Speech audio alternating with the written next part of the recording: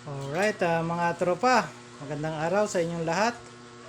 At ito naman mga tropa, ipapasilip ko sa inyo yung aking mga alaga, yung aking pang-stress reliever. Paggaling ko ng trabaho, ito yung aking mga pinagkakaabalahan naman. Ang pagpapakain sa aking mga alaga, paglilinis ng kanilang mga kids. Ayan mga tropa, oh. Napakarami na nila. Alam nyo ba na 2 pares lang yung nag-umpisa ko dyan? At sa ngayon, may 16 pares na sila at mayroon pang ibang mga nasa flight kids.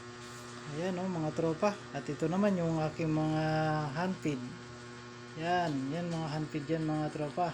Maganda pag handfeed kasi kahit pakawalan mo, hindi ka iiwanan yan. Ayan At dito mga tropa, pagpasensyaan nyo na yung aking mini aviary kasi medyo makalat dahil puro mga DIY yung ginamit ko dyan mga tropa. Ayan na yung isa. Ito mga tropa. At hanggang dito lang mga tropa. Paki-like and share na lang kung nagustuhan nyo yung video at paki-click na lang ng notification bell.